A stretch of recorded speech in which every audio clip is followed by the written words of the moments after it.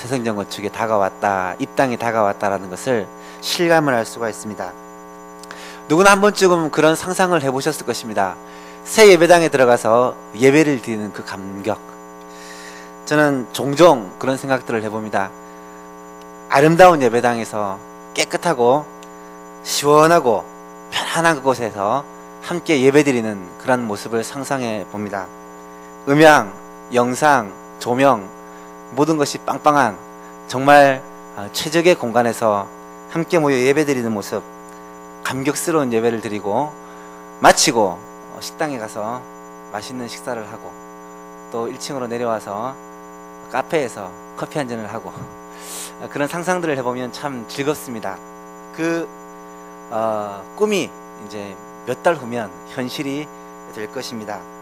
아마도 1년 6개월 동안 이곳에서 많이 불편한 환경과 상황 속에서 고생했던 것이 그때쯤 되면 까맣게 잊어버리지 않을까 그렇게 생각을 합니다. 하지만 한편으로는 또 마음에 걱정이 되는 면도 있습니다. 일단 새 예배당이요, 큽니다. 많이 큽니다. 지금 이곳에 오늘 밤에 한 300명이 못 모였는데도 가득 찬 것 같아요. 그런데 이 인원이 새 예배당에 들어가면 헐렁합니다. 2층에만 800석 이상, 중3층까지는 1000석이 넘기 때문에 아마 300명, 400명 들어가 가지고는 좀 이렇게 헐렁한 그런 느낌이 들 것입니다. 그래서 새 예배당에 들어가면 어떻게 좀 그 예배당을 사람들로 가득 채울까, 그런 고민들을 교육자들과 지금 많이 하고 있습니다. 더구나 새 예배당에 들어가는 것은 우리들의 목적을 다시 한번 생각해 보게 됩니다. 새성전을 건축하는 목적이 뭐 더 좋은 환경에서 편안하게 예배드리는 게 하나의 목적일 수 있지만 큰 목적은 아닙니다. 새 예배당을 아주 힘들여서 정말 온 교회가 그렇게 고생하면서 힘을 들여서 짓는 목적이 있습니다.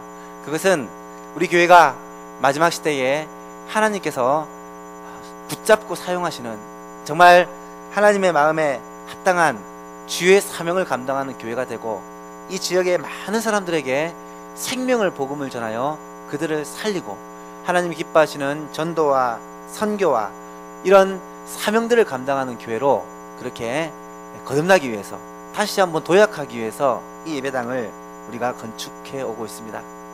힘이 들지만 그만큼 중요하고 또 가치 있는 일이기 때문에 그 일을 진행을 해왔습니다.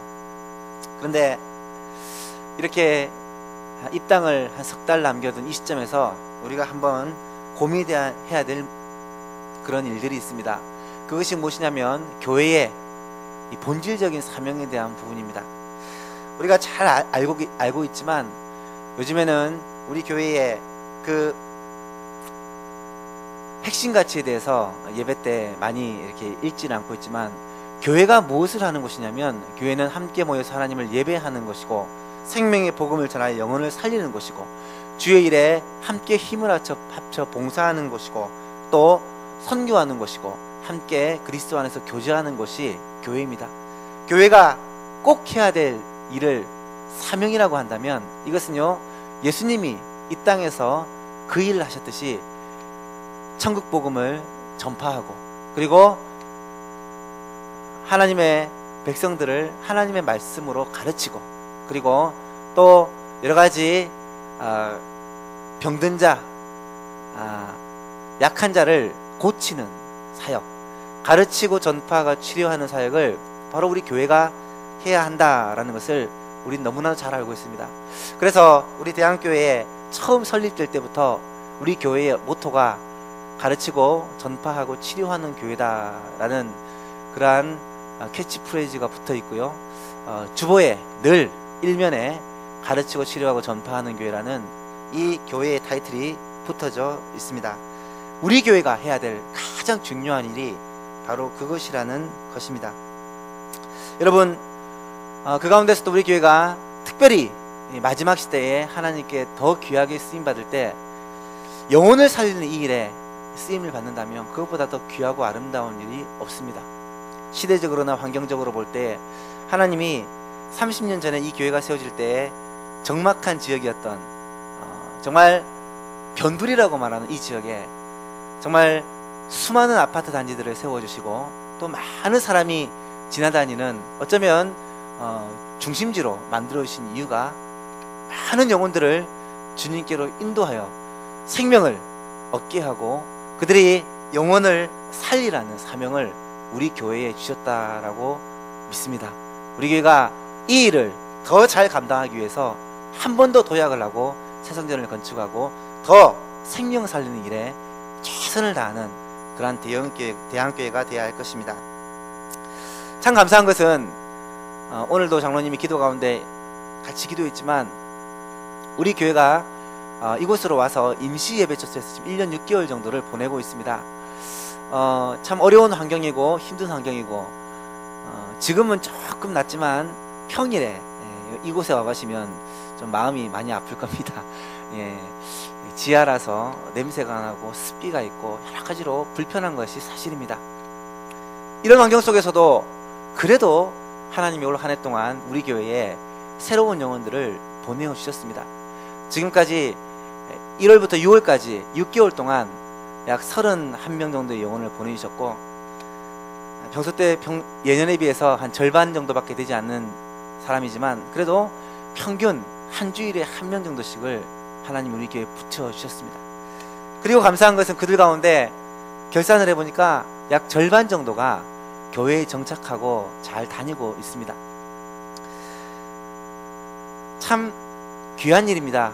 교회가 생명을 살리고 영혼을 구원하는 일을 하나님이 가장 기뻐하신다면 우리 교회가 그래도 힘들고 어려운 가운데서도 이 일을 계속하고 있다는 것이 참 감사한 일이고 이 일을 조금 더 힘을 내어서 열심히 해야 되겠다라는 생각을 한 번 더 해보게 됩니다.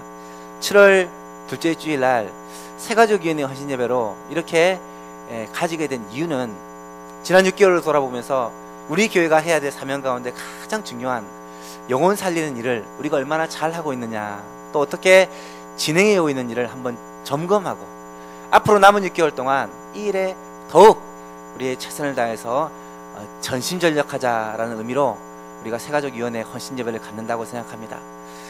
지난 6개월 동안 누구보다 더 열심히 영혼 구원하는 일에 새가족을 또 이렇게 오고 그들을 교회에 정착시키는 일에 최선을 다한 새가족위원회 여러분들에게 오늘 이 밤 하나님의 은혜와 위로가 함께 하시기를 축복합니다. 뿐만 아니라 우리 이 자리에 참석한 모든 성도님들에게 이 시간 함께 말씀을 듣는 가운데 하나님 아버지의 마음이 부어져서 정말 생명을 살리고 영혼을 구원하는 일에 우리의 마음이 하나가 되어서 예수님이 그렇게 하셨듯이 우리도 우리 대한교회도 그 사역들을 정말 집중하고 최선을 다할 수 있는 그런 좋은 교회로 회복될 수 있기를 주님의 이름으로 축복합니다. 오늘 제목을 한번 같이 읽어보겠습니다. 제목을 같이 시작. 사명을 감당하는 자. 제목을 정하면서 참 고민을 했습니다. 제목을 사명을 감당하는 자 이렇게 짓고 나니까 어떤 느낌이 딱 드냐면 맡았으니까 책임을 다해라 라는 느낌으로 좀 다가오기도 하고 우리가 사명을 가진 자이기 때문에 정말 죽도록 충성하자라는 그런 메시지일 것 같습니다. 뭐 그런 내용이 전혀 없는 건 아니지만 오늘 이 말씀을 통해 우리가 함께 생각해 볼 메시지는 그런 내용이 아니라 사명을 감당하는 자, 이 사명을 감당하는 자가 어떠한 마음과 어떠한 자세로 이 사명을 감당해야 될 것인지에 대해서 한번 생각해 보고자 합니다. 왜냐하면 오늘 본문의 주인공이 예수님입니다. 예수님은 이 땅에서 그 어떤 분보다 사명을 잘 감당하셨던 분입니다. 예수님은 아버지께서 예수님께 맡기신 사명을 정말로 완벽하게 이 땅에서 감당을 하십니다. 이 모습을 우리가 좀 자세히 살펴보면서 우리도 이 시대에 사명을 맡은 자로 이 자리에 있는데 특별히 우리 새가족위원회 여러분 그리고 이 자리에 저녁예배에 참석한 여러분들은 그래도 교회의 사명인 가르치고 전파하고 치료하는 이 사역 뿐만 아니라 영혼을 구원하는 교회의 사명에 대해서 그래도 마음을 가지고 계신 분들이라면 이 시간 이 예수님의 모습을 보면서 어떻게 하면 우리가 우리에게 맡기신 이 사명을 잘 감당할까 우리의 마음과 자세에 대해서 한번 생각해보는 귀한 밤이 되었으면 좋겠습니다. 오늘 본문은 예수님의 하루 일과를 기록한 내용입니다. 갈릴리 가버나움이라는 동네에 예수님이 안식일날 들어가셨습니다. 그리고 그 동네에서 하루 동안 어떤 일을 하시는지를 간단하게 소개를 하고 있습니다. 그 내용을 뽑아서 정리를 해보면 31절에 보니까 갈릴리의 가버나움 동네에 내려오사 안식일에 가르치심에 라고 되어 있습니다. 안식일날 가버나움에 아마 회당에 들어가셔서 하나님의 말씀을 가르치셨습니다. 35절에 보니까 예수께서 꾸짖어 이르시되, 이 말은 그 회당에서 가르치시는 가운데 귀신 들린 사람이 한 명 있습니다. 그래서 그 사람이 소리를 지르니까 예수님이 꾸짖어서 이르시되 잠잠하고 그 사람에게서 나오라 하시니 귀신이 그 사람을 무리 중에 넘어뜨리고 나오니 그 사람은 상하지 아니하더라. 예수님이 가르치시다가 귀신을 쫓는 그러한 내용입니다. 39절에 보니까 이번에는 시몬 베드로의 집에 가서 장모를 고치는 그러한 장면이 나타납니다. 예수께서 가까이 서서 열병을 꾸짖으시매 병이 떠나고 여자가 곧 일어나 그들에게 수종드니라. 베드로의 장모님이 열병에 걸려 있었는데 예수님이 병을 꾸짖으시니까 병이 떠나고 여자가 회복되어 무리를 수종드는 장면입니다. 40절 말씀해 보니까 해질 무렵에 사람들이 온갖 병자들을 데리고 나오매 예수께서 일일이 그 위에 손을 얹으사 고치셨다라고 기록을 합니다. 아마 밤에 예수님이 치료하는 이 사역들을 하셨다라는 것을 알 수 있습니다. 43절과 44절에 보니까 예수께서 이르시되 내가 다른 동네에서도 하나님 나라 복음을 전하여야 하리니 나는 이 일을 위해 보내심을 받아노라 하시고 갈릴리 여러 회당에서 전도하시더라. 예수님이 가버나움을 떠나셔서 다른 동네로 가셔서 복음을 전하셨다라는 내용이 나타나고 있습니다. 공부를 잘하는 분들은 이런 내용을 쭉 읽어보면서 예수님이 하루 동안 하셨던 일이 가르치시고 천국 복음을 전파하시고 치료하는 일이었구나 라는 것을 깨달을 수가 있을 것입니다. 물론 그렇게 요약하고 정리할 수 있습니다. 하지만 오늘 우리가 이 본문을 통해 한번 생각해 보고자 하는 것은 예수님의 그 행동 하나하나를 살펴보면서 예수님이 사명자로서 어떻게 아버지께 받은 사명을 잘 감당하며 살 수 있었는지를 살펴보고 우리도 사명자로서 우리에게 꼭 필요한 마음이 어떤 것이고 우리에게 꼭 필요한 자세가 무엇이고 또 어떻게 이 사명을 감당해 갈 것인지 한번 생각해 보고자 합니다. 사명자의 자세 첫 번째 같이 한번 한 목소리로 읽어보겠습니다. 시작. 영혼을 사랑하는 마음입니다. 오늘 우리가 사명자라고 한다면 우리가 가져야 할 첫 번째 자세가 뭐냐면 영혼 사랑하는 마음입니다. 영혼을 사랑하는 마음. 예수님이 갈릴리 가버나움이라는 동네에 들어가셔서 말씀을 가르치십니다. 예수님이 가르치는 말씀이 놀라웠고 사람들이 그 권세 있는 말씀으로 놀랐다라고 성경은 기록을 합니다. 그리고 마침 그 회당 안에 귀신 들린 사람이 있었을 때 예수님이 말씀으로 귀신을 내어 쫓는 장면이 나타나죠. 37절에 보니까 이 소문이 사방에 퍼졌다라고 기록을 합니다. 예수님이 회당에서 귀신 들린 사람의 귀신을 쫓아내는 이 소문이 사방에 퍼졌다라는 것입니다. 문제는 사방으로 소문이 퍼지고 나니까 그때부터 예수님은 사람들에게 시달려야만 했다라는 사실입니다. 여러분, 소문이라는 게 참 좋을 수 있지만 소문은 사람을 참 힘들게 하는 것 같아요. 예수님의 소문이 주위에 다 퍼지니까 그날 저녁에, 하루도 지나지 않은 그날 저녁에 사람들이 병자와 귀신 들린 자와 온갖 문제를 가진 사람들을 다 데리고 예수님께로 오는 모습을 오늘 본문에서 우리가 볼 수가 있습니다. 여기서 우리가 알아야 될 한 가지 사실은 사명을 감당하는 자에게는 하나님께서 사람을 붙여주신다라는 사실입니다. 사명을 잘 감당하면 하나님께서 사람을 붙여주십니다. 사명을 잘 감당하는 교회에는 하나님께서 사람을 붙여주십니다. 우리 교회가 가르치고 전파하고 치료하는 이 사역들을 정말 잘 감당하면 우리 대한교회에 하나님께서 많은 영혼들을 붙여주실 줄로 믿습니다. 쉽게 생각해 보세요. 하나님이라면 어떤 교회에 사람을 붙이겠습니까? 어떤 교회에 영혼을 붙이겠습니까? 이 사명을 정말 잘 감당하는 교회에 하나님은 분명히 영혼들을 붙여주실 것입니다. 우리 대한교회가 이 사명들을 더 잘 감당하기 위해서 사성전을 건축하고 또 이 사명을 더 잘 감당하기 위해서 최선을 다할 때 우리 교회에 하나님이 많은 영혼들을 붙여주실 줄로 믿습니다. 그날 오후에 예수님이 제자였던 시몬 베드로의 집에 방문을 했는데 베드로의 장모님이 심한 열병으로 고생을 하고 있습니다. 38절에 보니까 예수께서 일어나 회당에서 나가사 시몬의 집에 들어가시니 시몬의 장모가 중한 열병을 앓고 있는지라 사람들이 그를 위하여 예수께 구하니 시몬 베드로의 장모는 열병에 걸려서 고통을 받고 있습니다. 사람들이 예수님께 좀 고쳐달라고 구해달라고 그렇게 요청을 하죠. 그랬더니 예수님이 어떻게 하십니까? 39절에 예수께서 가까이 있어서 열병을 꾸짖으시매 병이 떠나고 여자가 곧 일어나 그들에게 수종드니라. 그냥 읽어 넘어갈 수 있지만 잘 생각해 보면요, 예수님이 병을 향하여 꾸짖습니다. 한번 상상을 해 보십시오. 열병아 이놈 이러면서 그 여인에게서 떠나라 이라고 꾸짖으니까 열병이 그 즉시로 떠나갑니다.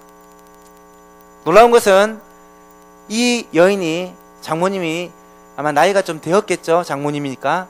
그리고 열병이 아마 꽤 세월이 된 것 같습니다. 며칠이 되었는지 모르겠지만 병으로 고생하고 있는 장모님이 열병이 떠나가자마자 즉시로 일어나서 수종을 들더라 라는 말은 음식을 준비하고 활동을 할 수 있을 만큼 회복되었다라는 것입니다. 주님이 이 열병을 앓는 시몬의 장모님을 이렇게 순식간에 완벽하게 치료해 주신 것입니다.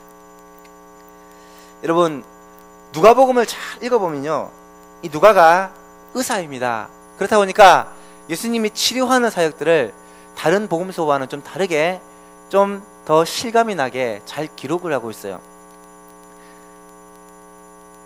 의사가 누굽니까? 병을 고치는 데는 전문가입니다. 그런데 의사였던 이 누가가 예수님의 병 고치시는 장면을 묘사를 하는데 기가 막힌 거예요. 병을 꾸짖어서 고치는 게 말이 됩니까? 그런데 예수님이 병을 꾸짖으시니까 병이 떠나고 사람이 회복이 됩니다. 그 모습이 아마 상당히 충격이 되었을 것입니다. 여러분, 누가는요, 이 모습을 직접 목격을 하진 않았습니다. 우리가 잘 알지만 이 누가는 안디옥 출신의 사람인데요, 이방인이었지만 나중에 이제 유대교로 개종을 한 사람입니다. 이 누가가 사복음서의 하나인 누가복음을 기록한 것은 좀 의미가 있다라고 생각합니다.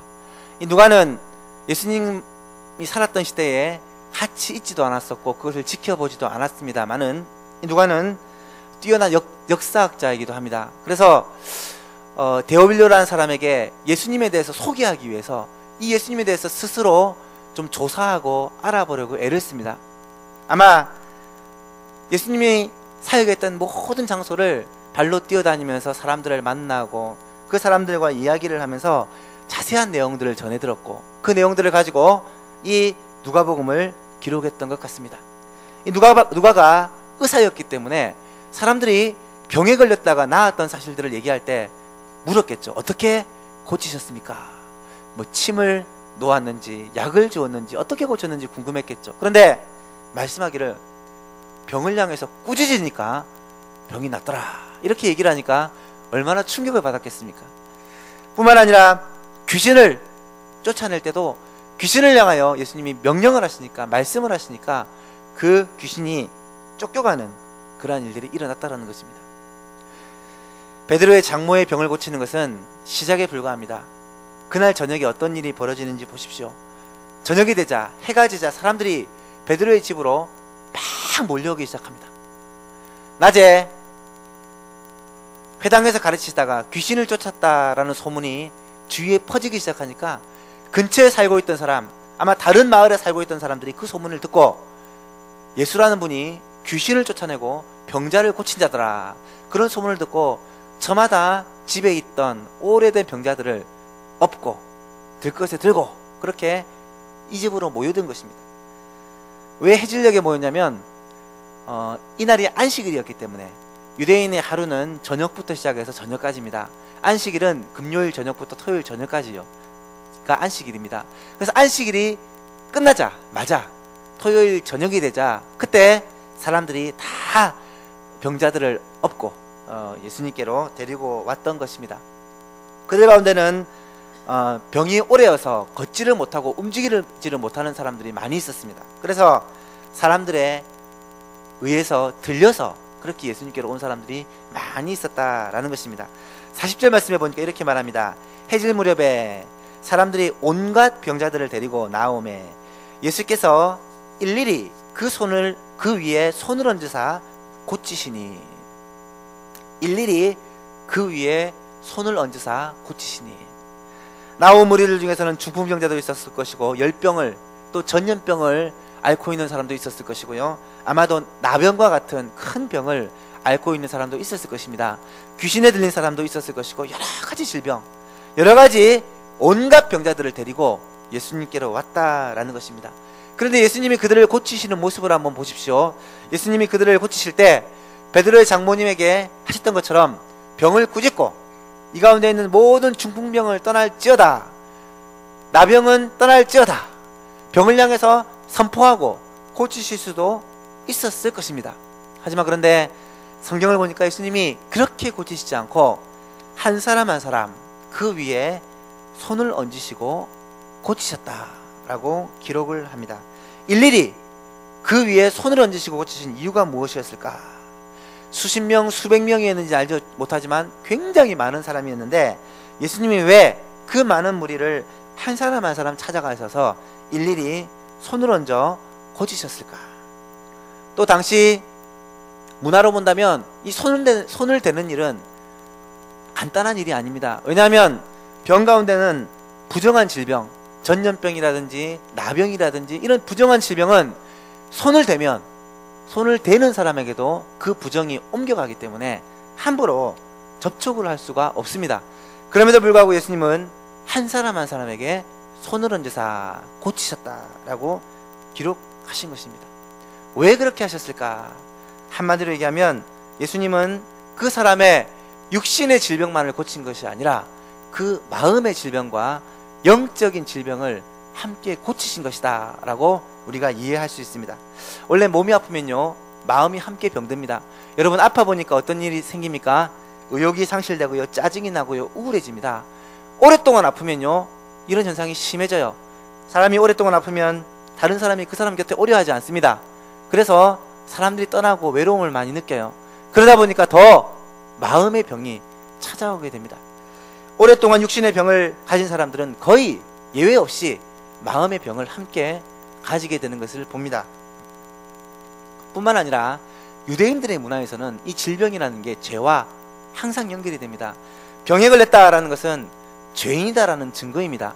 특별히 나병이나 전염병 같은 부정한 병에 걸린 사람은 저 사람의 죄 때문에 이런 병에 걸렸다라고 낙인이 찍히기 십상입니다. 그래서 질병을 앓고 있는 사람들은 하나같이 마음의 질병, 또 내가 죄인이고 다른 사람으로부터 따돌림을 당하는 상처를, 영적인 마음과 영적인 고통을 함께 안고 가는 그러한 상황이었다라는 것입니다. 예수님이란 분이 귀신을 쫓아내고 질병을 고치신다는 소문을 듣고 나자 이 사람들이 정말 지푸라기로도 잡고 싶은 심정으로 예수님을 만나서 내 병을 좀 낫고 회복을 얻고 싶은 마음으로 그렇게 예수님에게 몰려왔다는 것입니다. 예수님은 그 절박한 심정을 아셨습니다. 그리고 그 한 사람 한 사람에게 일일이 손을 얹어서 고치심으로 그 마음을 읽어주셨고, 예수님이 그 한 사람 한 사람을 치료하실 때 그 마음의 병과 영적인 병을 함께 치료하시기를 원하셨다라는 것입니다. 의사였던 누가가 이런 소식을 전해 들었을 때 아마도 누가가 찾아가서 사람들을 만나면서 그때 질병을 낳은 사람들을 간증을 들었겠죠. 예수님이 찾아오셔서 내 마음에, 내 머리에 손을 얹고 말씀을 하시는데 그때 내 마음에 있었던 상처가 풀려지고 회복되는 것을 경험했다. 예수님이 내 마음을 읽어주셨다. 뭐 그런 간증을 했겠죠. 그런 얘기를 들으면서 이 누가는 예수님이 일일이 한 사람 한 사람을 찾아다니시면서 손을 얹고 고치시는 이 일이 참 중요하다라고 생각했기 때문에 다른 성경에는 기록하지 않지만 이 의사 누가는 이 사실을 성경에 기록을 하고 있다라는 것입니다. 여기서 우리가 보아야 될 사실은요, 한 영혼을 귀하게 여기시는 예수님의 마음입니다. 사랑하는 여러분, 예수님이 그렇게 하신 것은요, 결코 쉬운 일이 아니라고 말씀을 드렸습니다.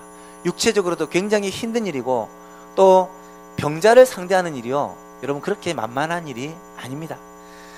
손을 대면 부정하게 되는 그러한 당시의 상황적인 어려움도 있습니다. 그럼에도 불구하고 예수님은 한 사람 한 사람 찾아가서 일일이 손을 얹고 안수하면서 고치신 이유가 그 영혼을 사랑하는 마음이 예수님 가운데 가득했기 때문입니다.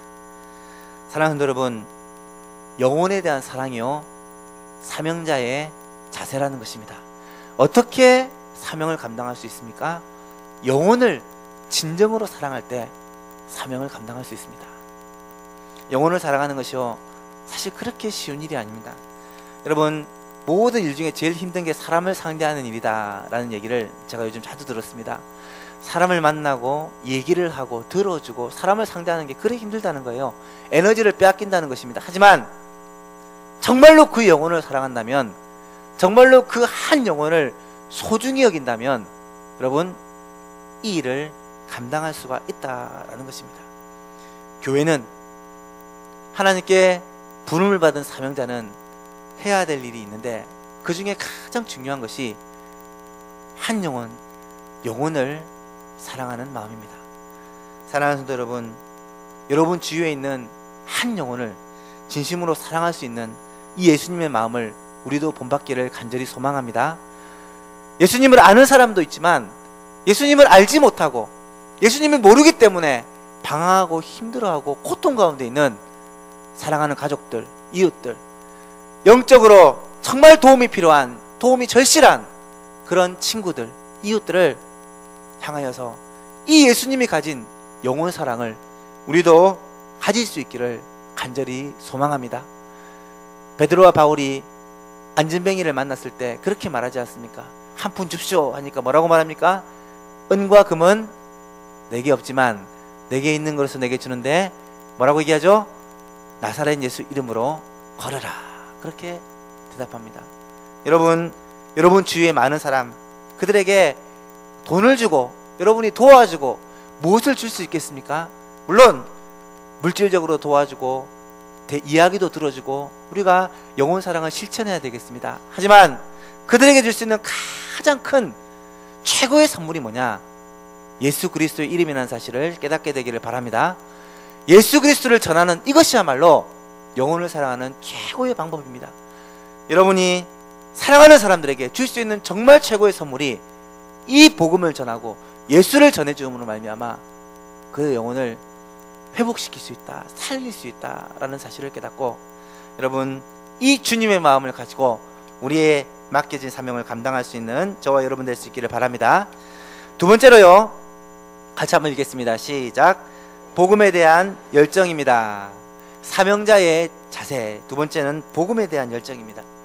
예수님이 밤늦게까지 환자들을 고치시고 어쩌면 새벽까지 그렇게 고치실 수도 있습니다. 고치시고 다음 날이 되었습니다. 새벽에 날이 밝자마자, 아니 밝기도 전에 예수님이 집을 떠나십니다. 베드로의 집을 떠나십니다.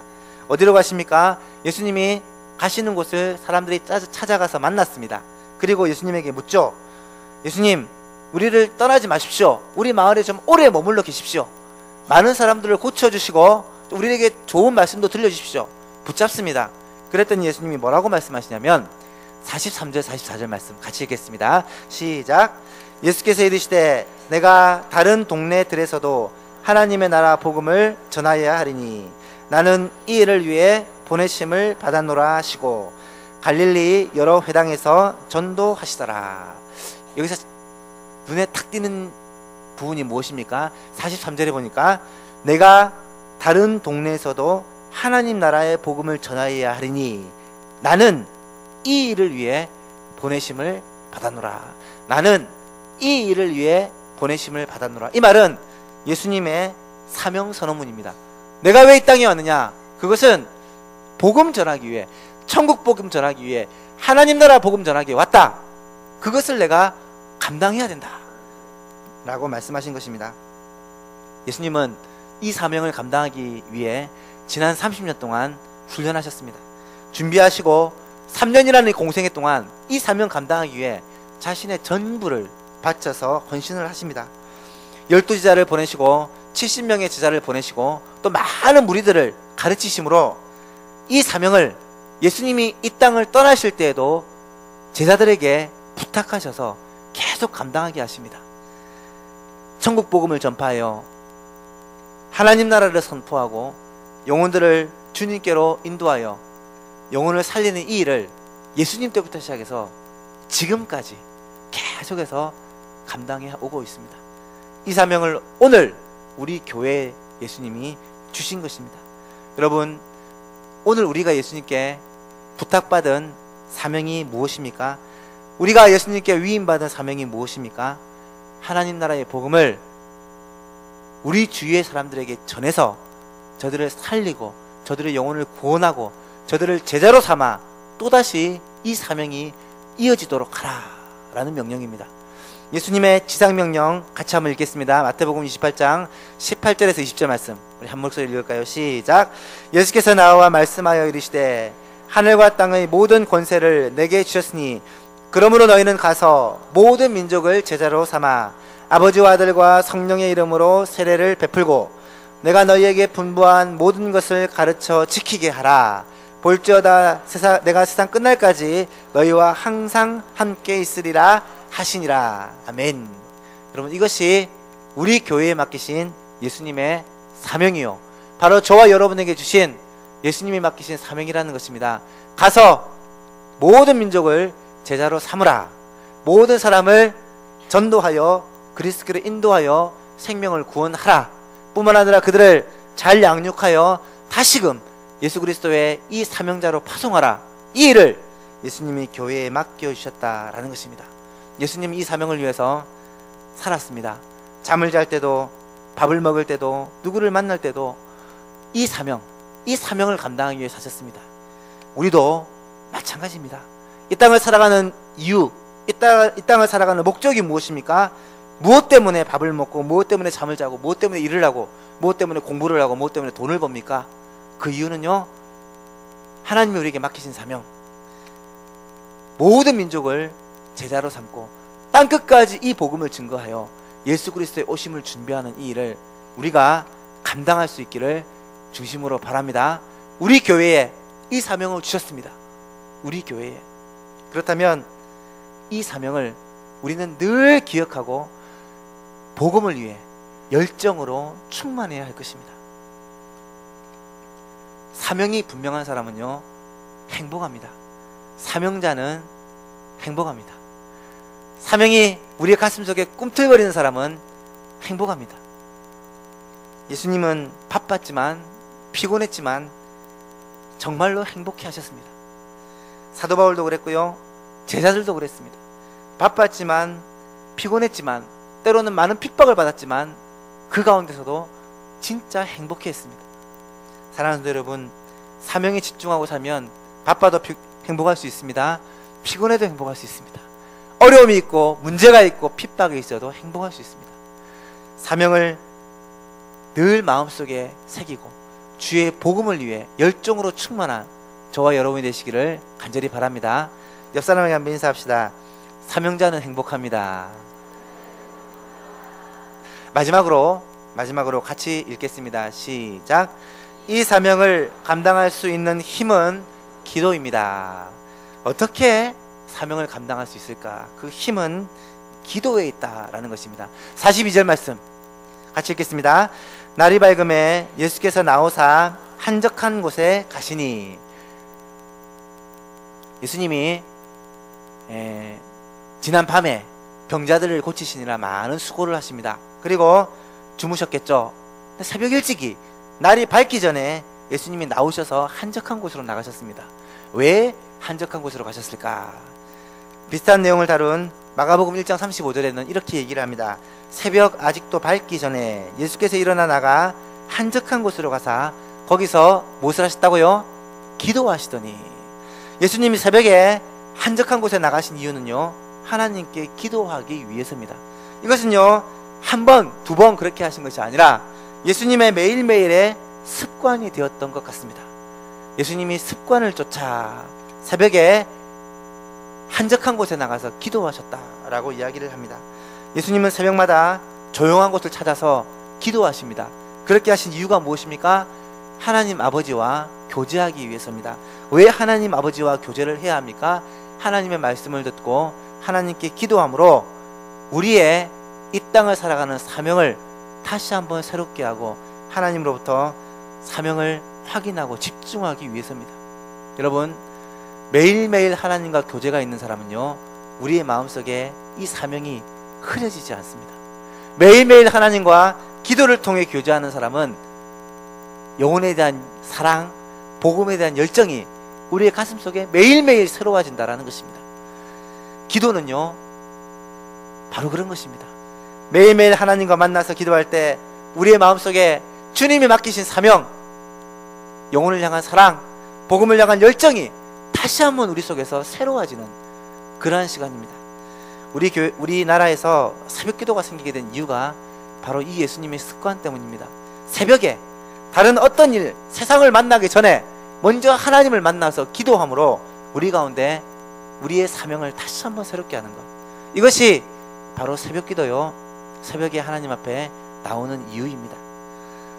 사랑하는 성도 여러분, 우리 교회가 힘을 얻고 사명을 잘 감당하는 교회가 되기 위해서는 무엇을 해야 되겠습니까? 바로 기도를 해야 합니다. 특별히 새벽에 하나님 앞에 함께 모여 하나님의 말씀을 듣고 부르짖는 이 새벽 기도야말로 우리 교회가 우리의 사명에 다시 집중하게 하는 힘이라 하는 것입니다. 엊그제 금요기도회를 하면서 기도 제목 가운데 이런 내용을 나누었던 기억이 있습니다. 오늘날 부흥하는 교회 공통적인 특징이 무엇이냐? 오늘날 하나님의 손에 붙들려 쓰임받는 교회들을 보니까 공통점이 있는데, 어떤 프로그램이 아주 잘 운영이 된다거나, 아니면 어떤 시스템과 조직이 잘 됐다거나, 아니면 좋은 건물을 가지고 있다거나, 아니면 위치가 좋아서 사람들이 많이 올 수 있는 그런 곳이냐? 물론 그런 것도 도움은 될지 모르지만 핵심은 아니라는 것입니다. 어떤 교회가 하나님께 쓰임받느냐, 어떤 교회가 하나님께서 부흥하게 하시느냐, 뭐라고 말씀하시는가요? 말씀과 기도가 살아있는 교회입니다. 결국은 본질입니다. 교회가 말씀과 기도의 힘을 잃으면 그 어떤 교회도 하나님께 쓰임받을 수 없고요, 그 어떤 교회도 우리의 사명을 잘 감당할 수가 없습니다.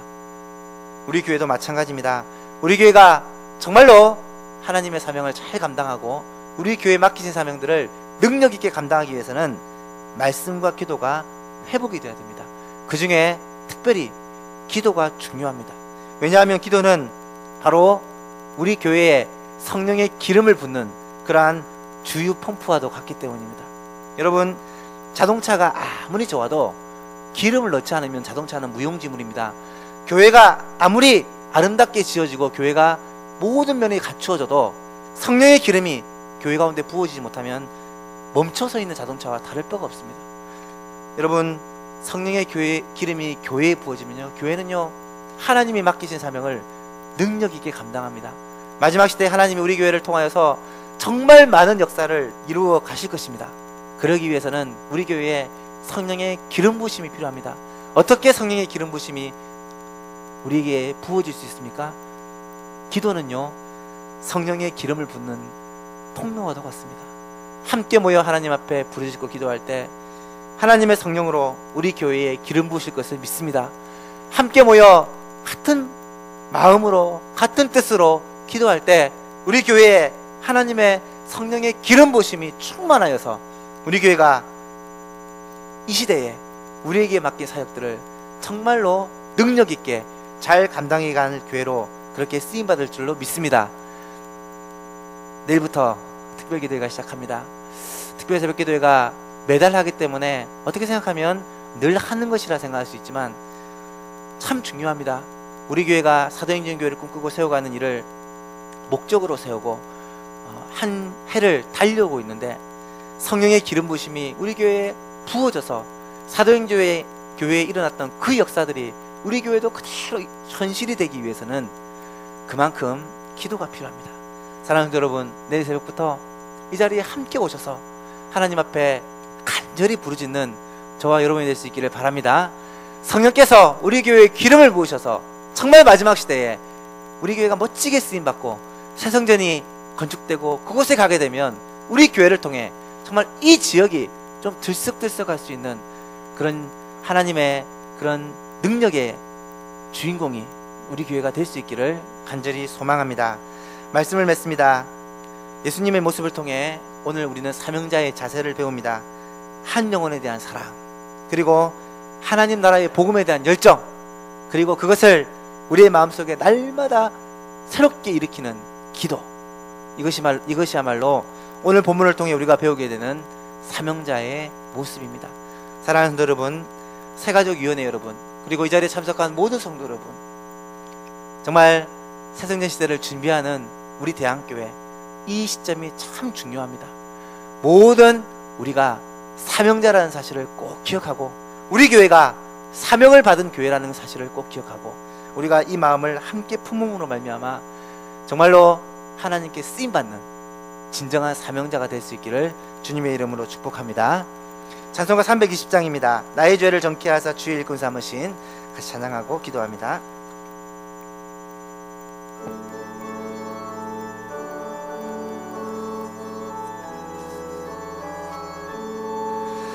나의 죄를 정케 하사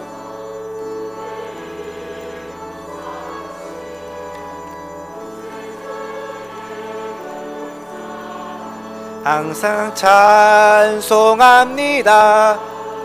나를 일꾼 삼으신 주, 크신 능력 주시고 언제든지 주 뜻대로 사용하여 주소서. 내게 부어주시려고 은혜 예비하신 주, 주의 은혜 채워주사 능력 있게 하소서. 나를 일꾼 삼으신 크신 능력 주시고 언제든지 주 뜻대로 사용하여 주소서. 죄의 짐을 풀어주신 주의 능력 크도다.